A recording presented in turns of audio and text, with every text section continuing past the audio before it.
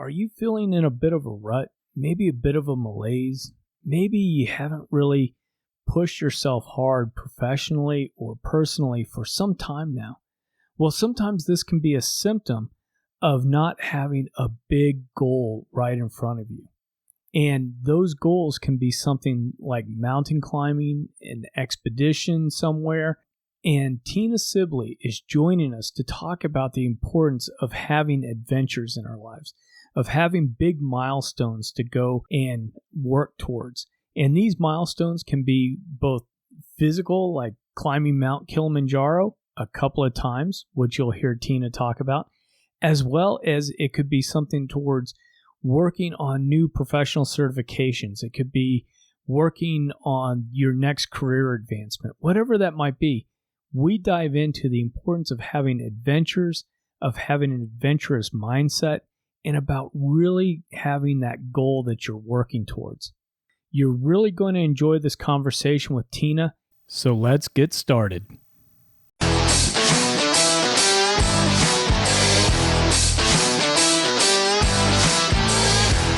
Hello, and welcome to the Cool Grandpa Podcast. This is your host, Greg Payne, coming at you from Studio 12. This podcast is about being the best possible grandpa you can be, focusing on what it is to be a grandpa and how we can all share that experience together for our grandchildren.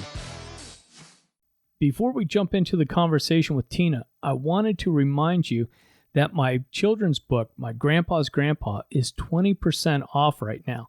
So you can go to cool-grandpa.us, look for the bookstore, and order your copy and save a couple of bucks at the same time. The other thing that I'd like to talk to you about is my 4-part course about being an intentional grandfather is now open, and you can go and sign up for this course by checking out the links in the show notes, as well as going to grandparentsacademy.com. I'm excited to be hosting this course through the month of July, where we're going to have an opportunity to meet 4 different times to talk about your challenges, your triumphs, to just talk about the experience about being a grandfather. And this isn't a case of there's only one way to do this job and one way to enjoy this role. No, it's a way that we can just share information back and forth. So without further ado, though, let's jump into this conversation with Tina. Thank you, Tina, for being on the Cool Grandpa Podcast. I appreciate you taking time out of your evening to sit down and talk with us about adventures and really kind of talking about making sure that we've got something that we're pushing forward to, whether it's a physical goal or even just a book or a personal goal, something along those lines. But having that adventure, having that thing that we aim for. My absolute pleasure. Thank you for having me. It's really great to talk with you. As we get started, I'd love for you to introduce yourself and tell us about your background. Tell us about how you ended up in the south of Spain. Well, I'm from the UK originally, from England, and quite simply, I got fed up of the rain. And I had friends who came over to Gibraltar. Now, Gibraltar is a British territory right at the very southern tip of Spain, and it's where Europe and Africa meet very close together. You've got the Straits of Gibraltar.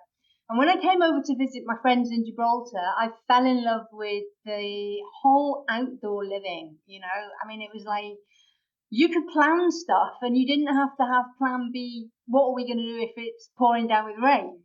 And I really loved that idea. So I decided that was going to become my mission, and that was the adventure that I set myself to make that switch and move to the sunshine. And I've never looked back since. I absolutely adore it here. Oh, that's fantastic.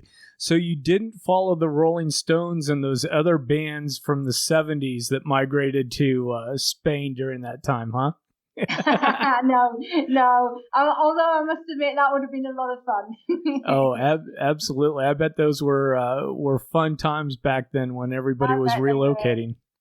Now, what I wanted to do is talk a little bit about what was going on with you when you started to recognize that you weren't living as full of a life and as well as maybe you thought you would, because this happens to all of us, right?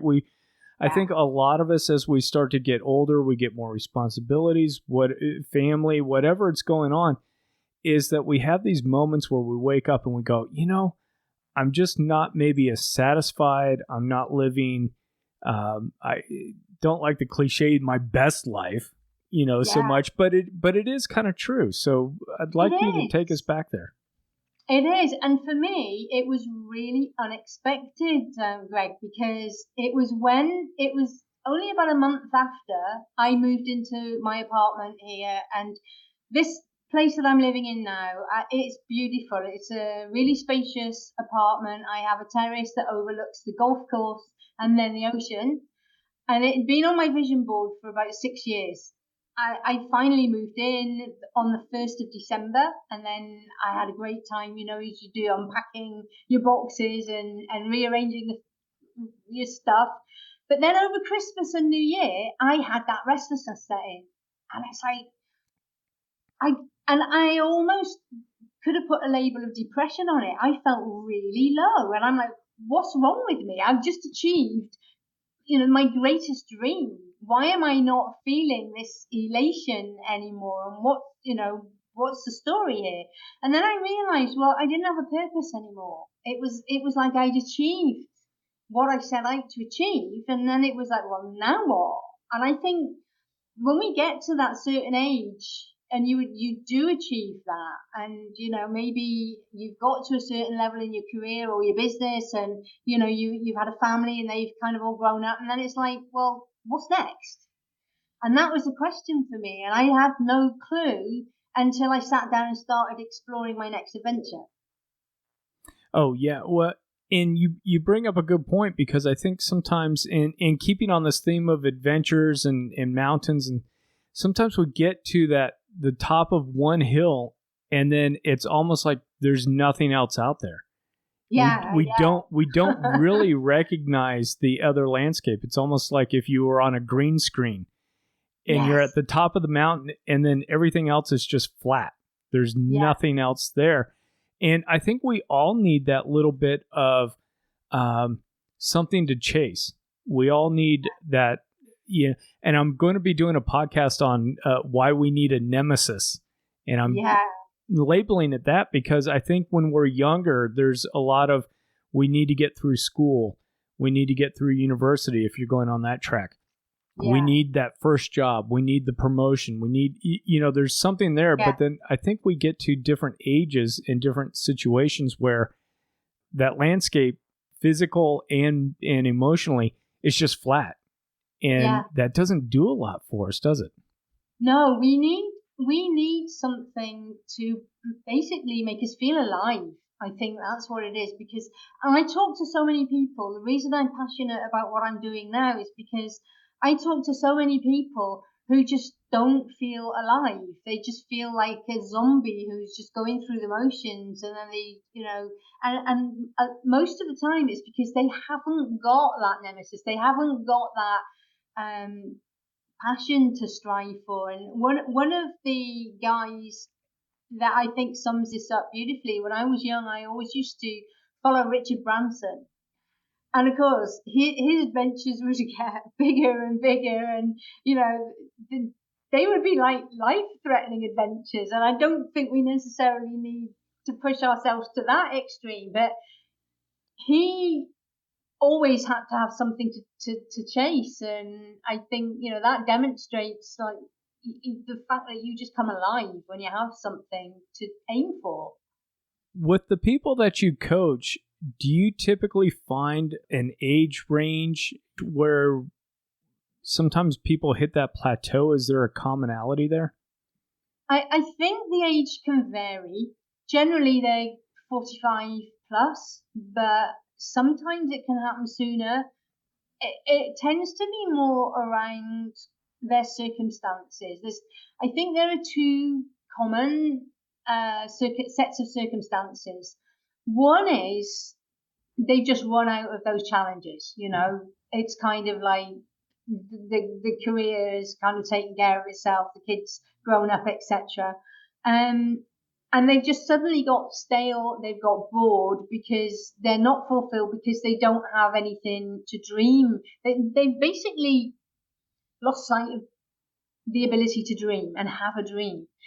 The other thing is that people suddenly realize, either because they've had a health scare or because somebody they know has passed, but they suddenly realize, oh, I'm getting older. I don't know how much time I'm going to have before it's my turn to say goodbye to the life on this planet. And then they realize, oh, there's all these things I want to do, and so it's one of those two sets of circumstances, and it can kind of happen at any age, really. It's for me, it happened when I was 58. And I realized all those things. Oh, one day I'm going to do this. Right now I'm busy, but one day I really want to do that. And for me, it was always one day I want to hike the Inca Trail, because I loved everything to do with South America, the Aztecs, the Mayans, and the Incas. And yeah, one day I'm going to go and hike the Inca Trail. And then two things that happened. Number one, I had a little bit of a health scare, and I lost a dear friend of mine. And then I realized, oh, well, one day might not happen. If I'm going to do it, I better get on and do it. And if I want these adventures, I need to make it happen. That's a great example. Do you find, too, that sometimes there's, and this will get into a follow-up question, but a lack of the intangibles, the goals, and the physical goals? Meaning, like you said, you reached a point in your career, you may not be really lined up for the next big promotion. You're kind of where you're at, and that can be okay. And same thing with the family. The family's in an okay position. Life's in an okay position. Yeah. And you're also, I wonder if there's a little bit of a correlation, or if you've come across that, where if there's not a physical goal about training for a triathlon and losing out in those other areas. Yeah, absolutely. And I don't know what it is about the physical goal, but there's a massive connection with how you feel about yourself, and also your approach to non-physical goals. So for me, for example, the kind of physical goal of hiking the Inca Trail was, for a start, was always in the future, but also every January, without fail, I would join the millions of people on the planet who say, this year I'm going to lose some weight, I'm going to look after my health, and I'm going to get fit. Did it happen? No. It was only when I decided that I didn't have a goal and I wanted an adventure, and that I wanted to do the Inca Trail finally.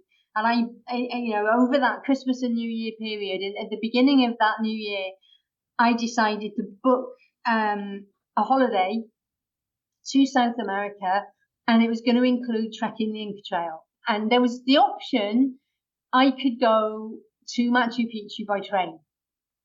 But for some reason, that physical challenge was drawing me. And bearing in mind, everybody that I knew said, don't be daft, you're not capable of doing that physically. I mean, I was a lot overweight. I was about 50 pounds overweight. I was being investigated for a heart condition, which fortunately turned out to be nothing, but I didn't know that at the time. I had a fear of heights. You know what? If I don't test myself physically, number one, I'm going to regret it. And number two, I'll always be wondering, what was I capable of? Because everybody said, no, you can't do it. I was labelled from when I was very young, oh, you're the academic type, you're not sporty. Now, why you can't be both, I don't know, but that was it. When I was that age, it was like, you're either academic or you're sporty, And when I did that, and when I started working towards that physical goal, suddenly I came alive, and I realized what discipline was all about. I realized what it was like to challenge myself on a regular basis over a long period of time, for a start. And it kind of went hand in hand with other life goals, which were non-physical. But the biggest thing for me was when I was actually there and I was on day 3 and I'd already done the hardest day. The hardest day is day 2. And I knew I was going to achieve it. And I'm sat up there on a rock in the mountains, looking at that landscape where you've got peak after peak. And I cannot hardly put into words that feeling of achievement, pride, adventure, the fact that I was like sticking it to all those people who told me I couldn't do it, the fact that I surprised and surpassed my own expectations. And that was also when I changed my direction for my business. And at the time, I was teaching people technology, webinars and marketing funnels. And I was like, no, it's this feeling.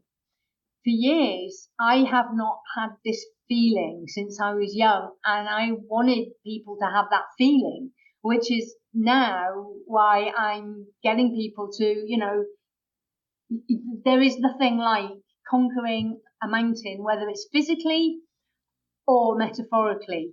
The feeling you get is like nothing. And that self-esteem, it just like went through the roof. And that's what I want for people. That's awesome. Did you find when you were starting to train for Machu Picchu that other aspects of your life started to change, and whether it's discipline or an attitude adjustment, something along those lines, that the physical then led you to make positive changes into the other aspects? Absolutely. The one of the biggest changes was my mindset. Now, bearing in mind, I've been a coach since I used to work in the corporate world. So back in kind of like the mid to late 90s, I was coaching people. And I'd done an awful lot of mindset stuff. But it wasn't until I did this physical challenge that somehow what I knew intellectually became immersed in my entire being. And that was when I really understood the power of that kind of mindset shift. And it was only the physical that really helped me to do that. And I'd always longed for adventure ever since I was a young girl. But again, the age that I am, I'm a baby boomer.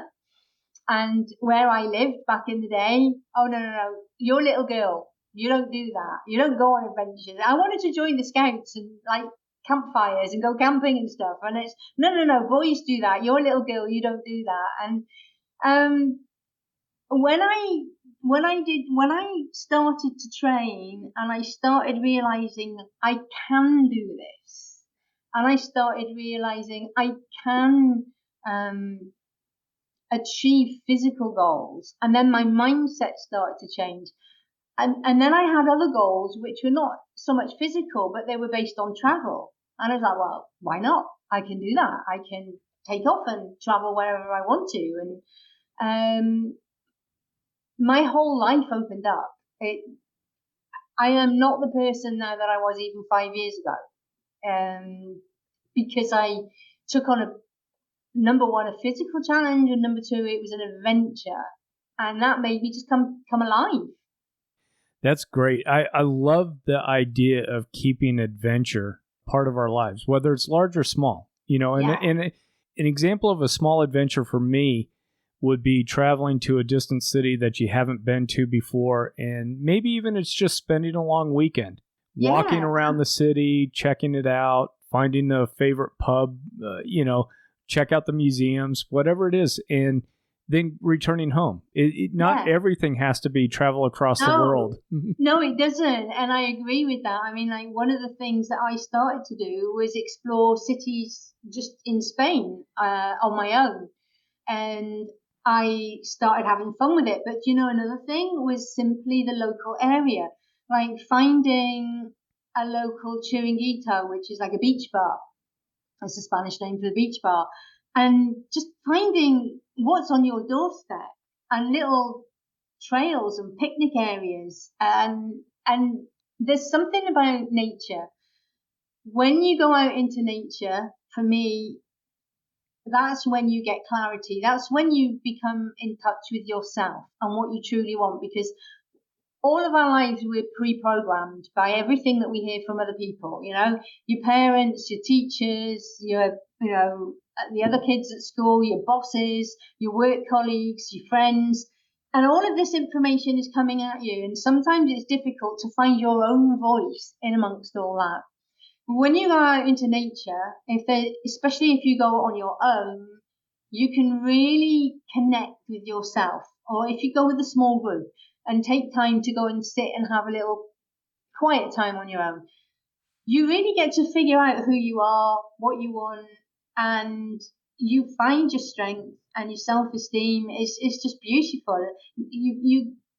You can't, I mean, a lot of the clients that I work with, I can get good results with them over Zoom or in a meeting room.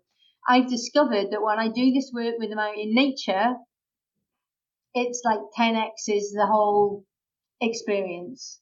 I think there's just that thing about being able to reconnect. And like you said, disconnecting from the technology, being out. And even if you're doing a small hiking trip or backpacking trip, yeah, a little bit of rain, a little bit of discomfort also, I think, adds to a little bit of that. The misery part of like, I was able to at least survive the cold and rainy weather, and nobody wants that. No, absolutely. Yeah, and it's funny because I think as human beings, we really do revel when we've had a hard time and we've survived it. Like, for example, when I did Kilimanjaro last year twice, that was never the plan. I was only ever going to do it once. But the first time, on night one, I got sick. I got really sick. I passed out. The guides had to carry me back to my tent. And I thought, that's it. They're going to send me home in the morning. But they checked all my vital signs and my oxygen levels, and they said, you know what, if you want to, I think you can continue, but we will observe you very strictly. And I had somebody with me every step of the way. One of the guys was assigned to look after me. And then I went down with a tummy bug, sickness and diarrhea. It was an 8-day expedition, and I was poorly the whole time. By the time it came to summit night, I was that exhausted from having been sick all week. Even to this day, sometimes I wonder how on earth did I make it up to the top? I mean, average time is 6 to 8 hours from base camp to summit, and it took me 11 hours. But in a really weird way, when I look back on that, the fact that I did it even though I was sick gives me more of a rush than if I'd done it and everything had just been plain sailing. Oh, yeah. And it makes a better story for a start. But also, I bonded with the guides who were looking after me in a way that I might not have done if I'd been well the whole time. I bonded with a couple of the other hikers in a way that maybe I wouldn't have done if I hadn't been sick. And yeah, there's something about that hardship that makes us, it pulls out the best in us, I think. And, we really get to realize that we're made of strong stuff. We are. We don't know it until we are tested. And I think that's where, all the popular medieval Viking shows and things that are on now is the scene after the big battle or the big whatever, and the feasting and the celebration. Yeah. In my mind also jumped back to I think this is poor. I'm going to get bad marks for this, but I think it was Henry V, the speech before the Battle of Agincourt. Us few, us brave little. We're going to go up against this French army. It's going to be hard, but so much the better for us than everybody else back in England by their warm fires. We're going to be celebrating after this. Yeah, anyway. It's true. It is. It's very true. How have you been able to work with, yourself and then your clients as far as balancing out family commitments with this idea of reawakening adventure and booking adventure trips and making those plans? Yeah, it is tough. Balancing everything. It comes down to priorities. And a lot of the time we let life get in the way, and that then saps our energy. I always find that when I don't take the time out for renewal through adventure, I start getting stressed. My productivity goes down, and I find I have then not only less time, but less inclination to find time for even conversations with my friends and my family. When I've managed to organize myself that I have that adventure time booked in, I always come back re-energized. And I always find then that I'm more productive.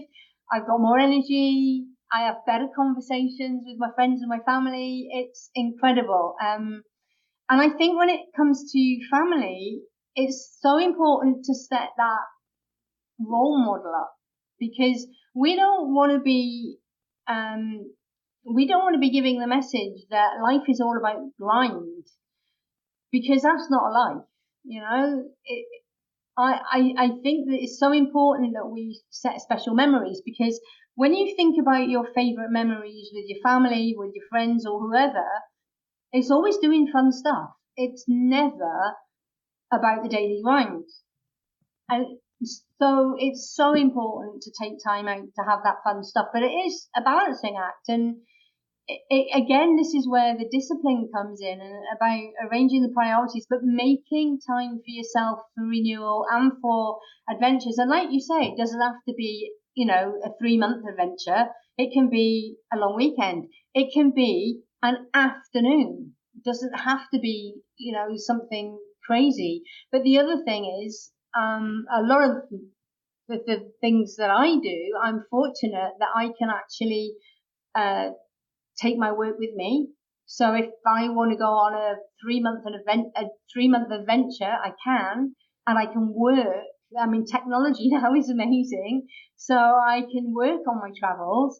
And of course, because of, this amazing technology that we've got, like Zoom and FaceTime and Messenger and WhatsApp, you can stay connected with your family and your friends as well. So there's no excuse not to, really. I love hearing that. We've got to set that time aside to renew ourselves, because I think one of the messages that I had put out on an episode previous was talking about you have to replenish yourself. Otherwise, you can't possibly pour emotional energy, physical energy, whatever it is, into other people. And exactly. And adventures as well. They don't have to be, hiking out in nature. One of my other passions, for example, is dancing. So an adventure can be starting a new hobby. It could be going and starting salsa dancing like I did, or it could be join a photography class or a pottery class, or, painting it. Those are adventures too. Anything that you're going to enjoy and that replenishes your soul is an adventure worth having. And I love the mindset of that. I think we're in sync on that. Is look at this as fun, as challenging as that adventure, doing something different that's outside your comfort zone, or it's an interest that you've always had, but for whatever reason you've put off for a number of years. Yeah, absolutely. And it's funny because I know so many people as well who say, "Oh, I would love to do X, Y, Z, whatever it is," and they say, "But I'm not brave enough." And yet it's true, it takes courage. And that's one of the things that I help people with and you don't necessarily have to step right outside your comfort zone. You can start off with just expanding it a little. You don't have to go from 0 to 10. You can just have to go from 0 to 1, or 1 to 2, and then 2 to 3. And then you might find, hey, I've got a bit more courage now, so I'll leap from 3 to 5 and do it that way. And it's never as scary as you think it's going to be, whether you go traveling by yourself or join a class by yourself. People are always very welcoming, because you get drawn to like-minded people when you look for a hobby or traveling or anything to do with that. And people are so friendly once you take the time to get out there and connect. That's great advice, because I was going to ask you as well is, what are some of the ways that you help people that are grandpa, grandma age that have a partner or are by themselves and want to get out and explore? But I mean, safety is kind of a concern, as well as, hey, I don't have a buddy to go with me on this, and I don't have, anybody else that's interested. So how do you help coach and work with folks like that? Oh, that's easy, because it's something that I did for years. I was in that same situation. I was with a partner who didn't want to go. And then it was back in 2017, I broke up with my long-term partner because we just wanted different things out of life. And first of all, I took off on my own to Canada. I just bought a one-way ticket. And the first thing is to realize that you might get those feelings of, butterflies in your tummy, or you might start feeling, a little bit shaky or when you think about it. But fear and excitement are both sides of the same coin. All it is adrenaline. And if you change the label from fear to excitement, then that suddenly your mindset towards it changes and it becomes doable. Now, when it comes to maybe not wanting to be on your own because of loneliness, or as you say, for safety, there's so many things that you can do. First of all, one of the things that I do when I travel, I mean, I've been to Canada, Texas, I've been to South America, Thailand, and I've been to Tanzania, all on my own. But although I went on my own, I kind of joined, a lot of the time I joined a group. So for example, when I did the Inca Trail, I joined a tour. I didn't have anybody to go with, but I joined a group tour. I went with a company. There's two amazing companies. One is Intrepid Travel, and the other one is Adventures. I went to the Inca Trail with Intrepid, and I did Kilimanjaro with Adventures. And what happens is you end up being caught with another group. They're generally small groups, so it's nice and easy to get on with them. And sometimes there are couples, sometimes there are friends. But invariably, there's also other solo travelers as well. So that makes it easy. It makes it safe. You've got some buddies, even though you never knew them before and it's a great way of, meeting new people. Now, the other thing that I did, when I went to the Inca Trail, I actually spent a week all on my own, not as part of the group, but in Quito in Ecuador. And what I did then was I looked for day trips. There's a company that I use called Viator, Viator.com, and they did day trips from Quito. So I went and hiked up the Cotopaxi volcano. I went to some hot springs. I went on a trip to what they call the middle of the world, or Mitad del Mundo, where it crosses the equator. And what happens is, they say, right, at this time, be ready, and you'll get picked up from your hotel, and you get on a minibus, and then you meet the other people who are on the tour for the day. And it's the same kind of thing. And you spend the day with them, and then in the evening you go back to your hotel. And it was brilliant. I got to see so many things and do so many things as well. And then, of course, in the evening, just going to the restaurant by yourself. Obviously, the thing is you want to stay in a good hotel. So I stayed in one of the Hilton hotels when I was in Quito, because I knew that had a good reputation. So I wouldn't stay in a dodgy hotel that you never heard of in an area that you don't know. But the other thing that's really great is using Facebook groups to connect with people and ask, hey, I'm coming to Quito, where would you recommend that I stay, or what's on? And oftentimes people will say, hey, I live there, I'm happy to hang out. There's so many things that you can do to make it a safe and enjoyable experience as well. Oh, that's great advice. I love hearing that, because I'm a type of person that when I've gone on business trips and may have gone solo, I don't mind spending time walking around a city by myself. And in the safe part, I'm not going to go to the real dodgy parts of town, but, go out and check a museum after hours or do some of those things. And I think too, like we were talking about walking around in nature, I think even just walking around sometimes by yourself and being okay with your own thoughts and thinking. Absolutely. And a lot of times I've just enjoyed sitting in a restaurant on my own, people watching or reading a book.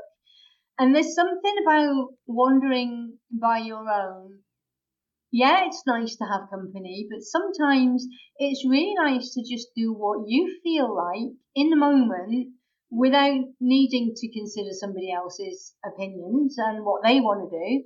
And as you say, to be alone with your thoughts and take it all in. There's something, I think sometimes we've become scared of being on our own.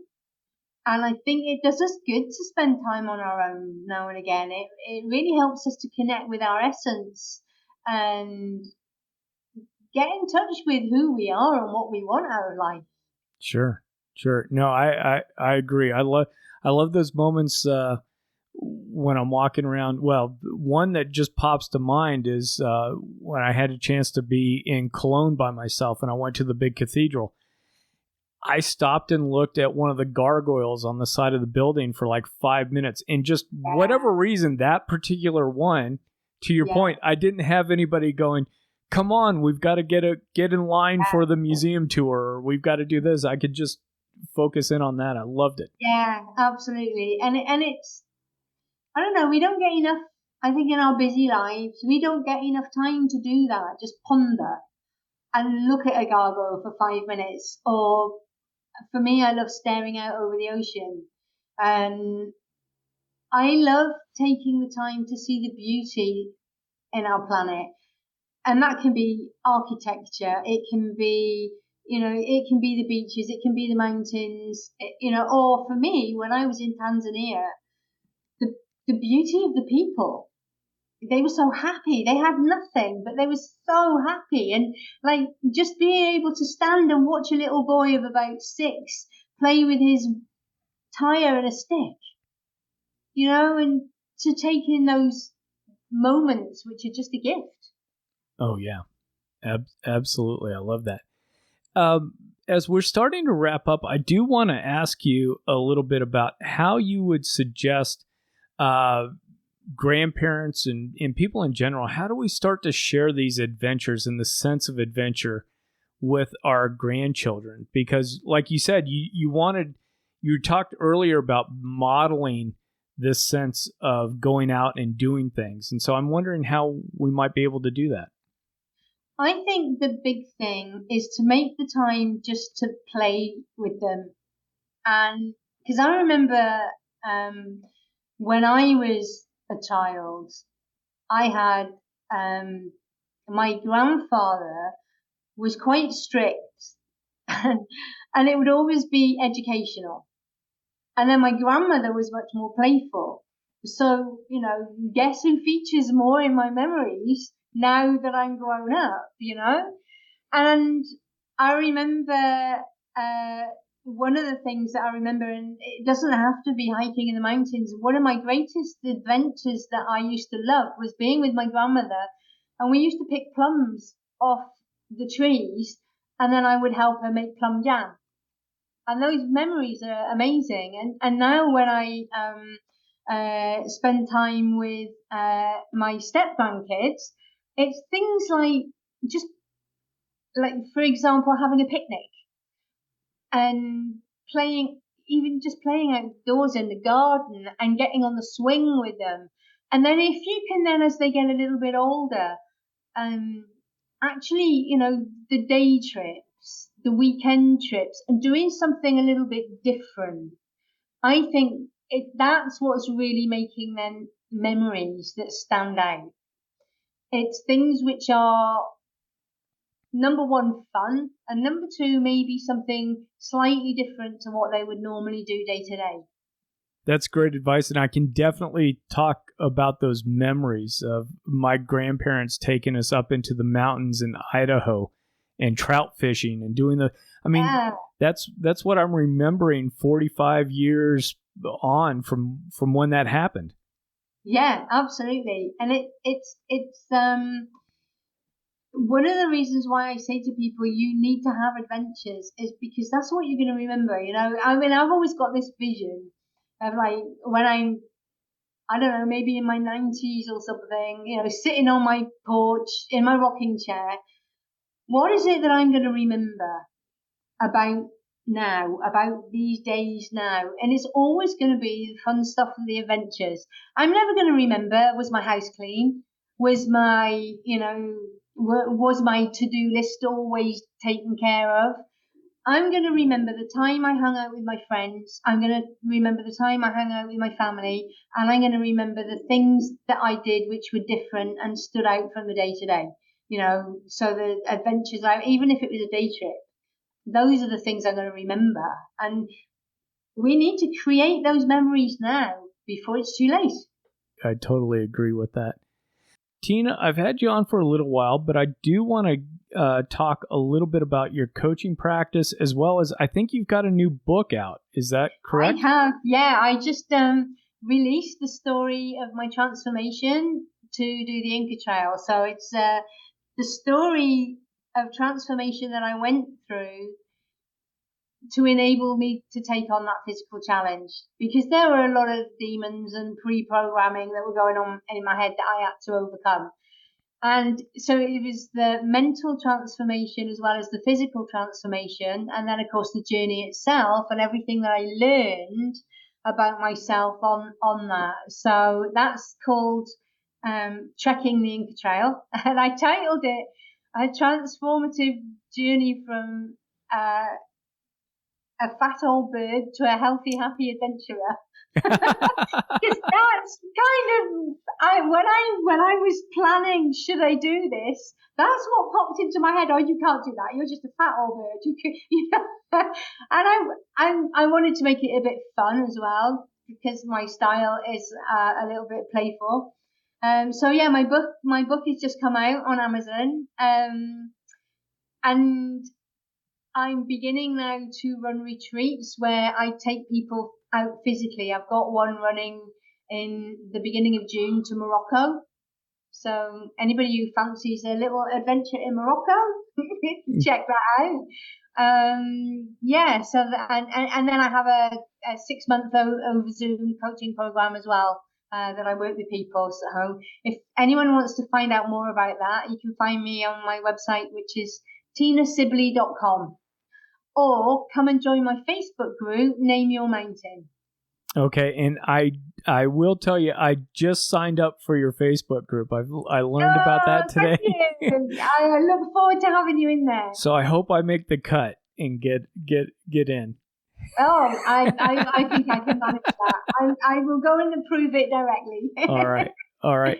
Well, and folks, listen, I really do truly believe, along with Tina, that as we get older, as we're grandmas and grandpas, we need to really embrace that sense of adventure that we might have had when we're in our 20s and we threw a duffel bag in the back of a car and took a road trip for 1,000 miles with 4 of our friends and had no idea what we were doing and why we were doing it, but it was fun. We need that adventure back in our lives for our physical well-being, our careers, our emotional well-being. And so that's all I'm going to say on that. So Tina, why don't you have the last word and we'll wrap up. I couldn't agree with you more. In fact, there's a book called Age is Just a Number by a guy called Charles Eugenie. And he says that actually, as you get older, it's even more important to do it to keep you young. The more it, what's that expression? You don't stop adventuring because you get old. You get old because you stop adventuring. I love it. Tina, thank you so much for being on the Cool Grandpa podcast. I really have enjoyed this conversation. And we'll put links to the website, the books, all the things that we discussed in the show notes, so it's easy to find. Thank you, Greg. I really appreciate Tina coming on and talking to us about the importance of having adventures and having an adventure mindset.